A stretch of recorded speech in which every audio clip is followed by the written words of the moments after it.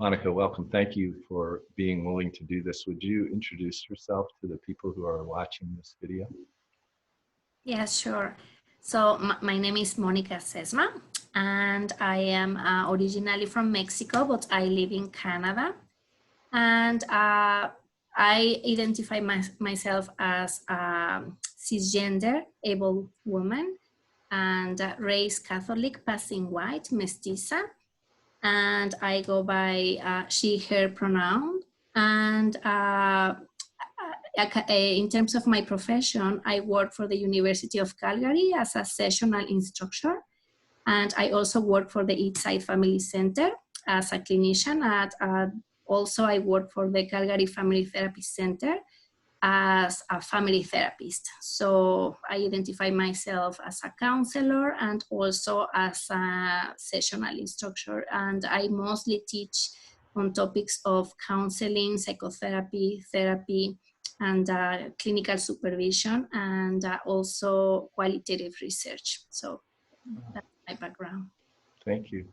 And in this sort of challenging time, are there particular experiences or tools or frames that you draw on as you work with people who are facing the many challenges of this COVID time?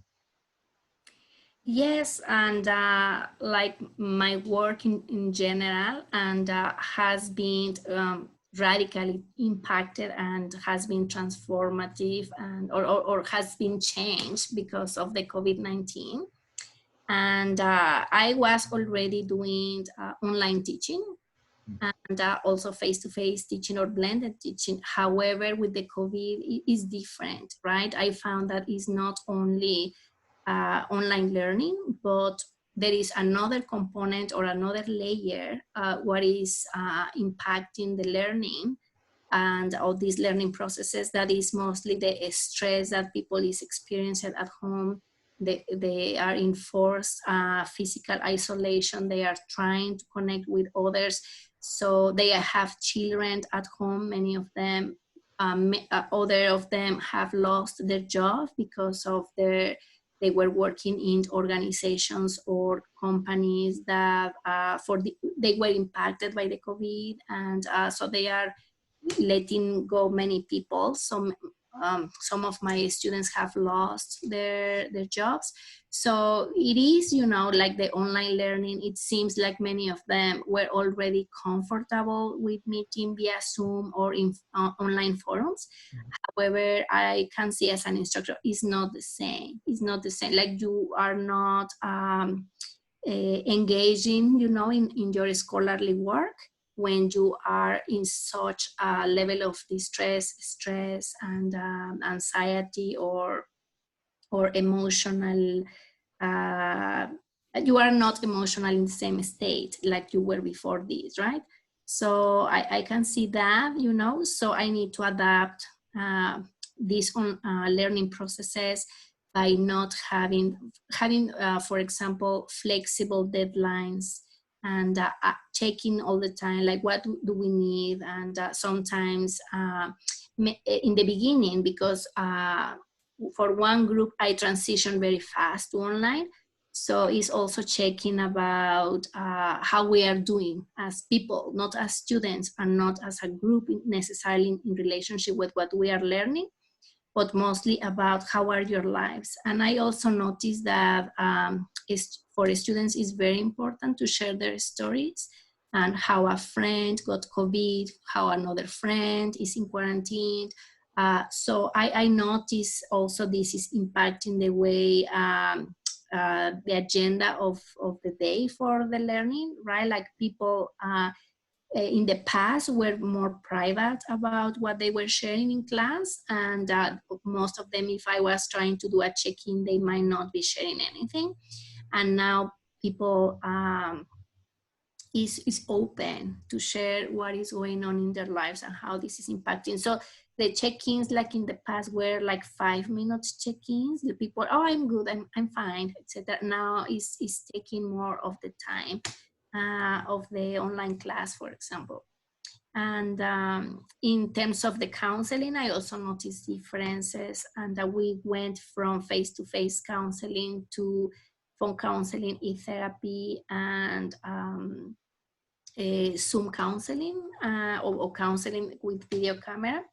And I also noticed, you know, like from the side of the clinicians, it requires other skills that maybe we didn't have, that we were pushed to develop very fast and very fast to adapt. And also for clients has been an adventure, right? Like going from face to face to online, and it has pros and cons. And but it's a process of adaptation and being flexible. So I'm not sure if I'm responding to your question, but yes, it Yes. has impacted all the layers in the process.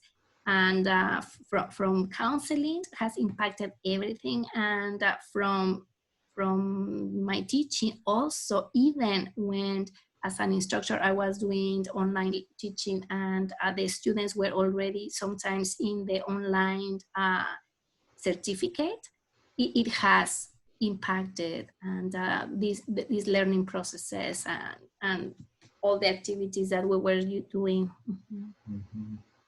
Thank you. And so what kinds of wisdom or advice would you pass along to people as they're trying to sort out how to live in this challenging time? Yeah, and but you know what? I have been co-learning with the people, and in the spaces that I have been still habitating in the face of the COVID-19. What I have noticed is the people that stay optimist, or the people that stays, you know, like with emotionally, like more with more positive emotions, are sometimes when we are more flexible, for example. So being flexible is key, right? Like when we say like we cannot do this step A as we were doing it, but we need to change it, and we need to accept that things are not the same. Then we flow, right? Like, and also I see clients say like, no, I will wait to, for example, if a family, they have a child with self-harming, and the parents say like, no, I will wait until we go back to our previous normal, and I will bring my child to the face-to-face. I also notice versus, for example, some families that say, okay, this is what it is, and I don't want my child practicing self-harm, so what the child needs to do, you know? So I noticed these differences, like how people experience the COVID-19. Mhm. Some people seeing this situation as a very ephemeral, very brief situation. Other people more like this is going to be long-term situation. So, but at the end, what I have seen in terms of how can we continue maintaining some kind of well-being, positive emotions, is if we are open to these changes and we adapt and we are flexible, we radically accept that things are not the same, they cannot be reproduced the same. In one of the organizations, we have a model, an approach how to do things. And we are also rediscovering that how our model is really working in virtual spaces, or these models were truly designed for face-to-face encounters. So we are like in a pilot phase or exploratory phase, saying we do not necessarily need to do the things that we were doing before, or we don't need to force our model to virtual spaces. And so I think what I have been learning is being open-minded about welcoming, you know, like the experience as is, radically acceptance about this is happening to us. We have been trying to stay flexible, you know, and also putting all the time the the collectiveness, right? Like the togetherness, the relational piece in which we think what is best for us, right? Is not what is best for our agencies. How can we maintain our numbers in terms of how many clients we see per day? Or so when we are not only focusing on the interest of the agency, but interest of all of us, right? Like what clients need at the moment, what are the topics they need to talk about, and even our understandings of risk have changed, and our understandings of what is priority also has been changing. And in the past, for example, when clients that were high risk was very easy because if they disclose, for example, suicidal thoughts, we knew what to do, right, in those situations. But now if someone discloses that in via Zoom or in a phone counseling, we were not used to that. We know that there are agencies that they do that like the distress center, etc. But that was not exactly what we were doing. So, and staying flexible, okay, so, and adapting, creating, redesigning. And we found the first month that we were facing the COVID, that we were all the time staying in conversation and redesigning. And most of these changes happen thanks to the voice of the clients too, that they were expressing what they need, how they need it, if the phone counseling was working for them or not, if therapy was working for them or not. So it has been a learning experience, like including the voices of all the people that have been involved. And I truly felt that my agency, for example, was taking care of us as clinicians. They were asking, and what do you need, and how you are doing. So it was like sometimes there are agencies, they focus so much on the clients that they neglect the clinician. But what I like my agency was checking everybody, how we are, all the people involved in this situation, and doing. And so that is one piece. But other things that I have learned through reading is the differences of how people is facing the COVID-19. And I, as a Mexican in North America, I found it has been very interesting to read and kind of rediscover or go back to some of my roots as Mexican in a collectivistic culture. Like, for example, I read one article about why people in North America are physically distancing from others versus why people in Asia and in China, why they are physically distancing, that I found very interesting. So, for example, I read that people in the West, in the North, and most of them, people might physically distance from others so they do not get the COVID, right? They do not get infected. And so it's more like an individual intention, right? I don't want it, so I am not going away from home. But for example, people in China, I read this article was written by a Chinese author living in and working in the USA. And this author was saying people in China are not going out because they don't want to pass the virus to others. So they are taking care of the community. It's because they care about the community that they do not go out, because they don't want to be passing this or being the portador, I don't know how you say, like the carrier of the virus. So, and I found that distinction so interesting, right? Like when you physically isolate, you do it because you don't want others to get the COVID, or because you don't want to get the COVID, like as an individual thing. And so in terms of the wisdom, what that article and that stands, what made me think is about concepts that I used to teach in my classes about the ethics of care, like as a psychotherapist and a counselor, right? Like about ethics of care or relational care, mutual care, reciprocal care.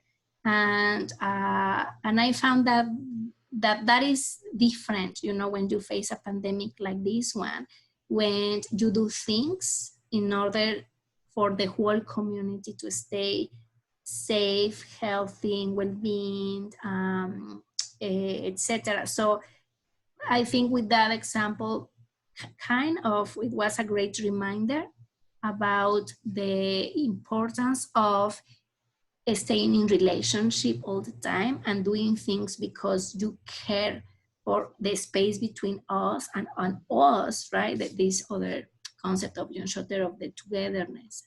And so that is the other thing that I think I raise more awareness of why we are socially distancing or physically distancing, or why we need to adapt, or why it's necessarily, for example, in one of the universities I teach, in the University of Calgary, all the courses will extend until the fall. So it will be spring, summer, and fall. Everything was going to be online. And the community was complaining, but why, you know, like many people here in Canada are pushing, right? Like, why until December? Like, this is very extreme, etc. But if I go back, you know, to what I was just saying about like why, is because we care for each other. That's why, right? And so that's another thing that I think I have been learning, right? It's not about me, it's about us. Thank you. And so is there a question or, you know, something that you continue to reflect on as you go through this process, a kind of animating question? Mm-hmm.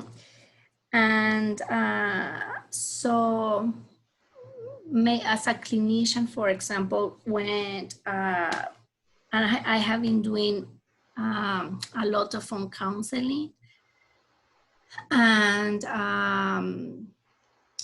one of the questions, like also related with how we do to continue in thinking of each other and the needs of each other. One of the things that have called my attention is people that call to my agency because they are struggling with other conditions or with other health issues that are unrelated with the COVID-19. And many of them, and they are feeling ill for other reasons, unrelated issues. And I remember that I have a client that before the COVID-19, she was feeling some lumps in her breast, etc. And this client thinks like, what about if I have cancer, right? But because she doesn't qualify within the COVID-19 symptoms, her studies, her things, her medical exams are postponed or delayed until doesn't know when.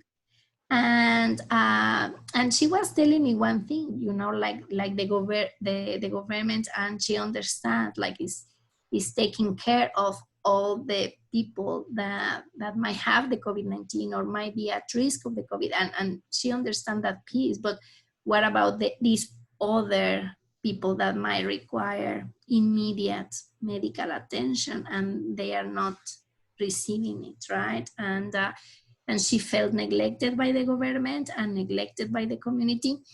And so one of the questions I have been asking myself is, how can we take care of everybody, and how can we take care of each other?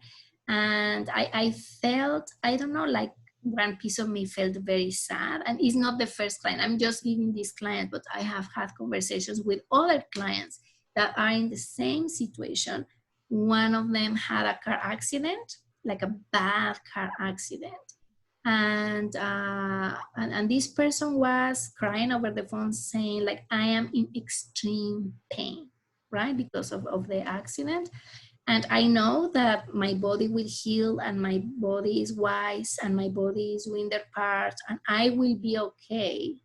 But maybe if this COVID-19 was not here, my recovery might be faster, right? That now that I cannot have physiotherapy, I cannot have anything, right? So, uh, so this is a question I am all the time asking myself is, uh, when facing a situation like that, how can we create a space and resources so nobody feels neglected? So like the people struggling with the COVID feels that they are top priority, but also the people that might have other conditions, they might feel that they are priority too.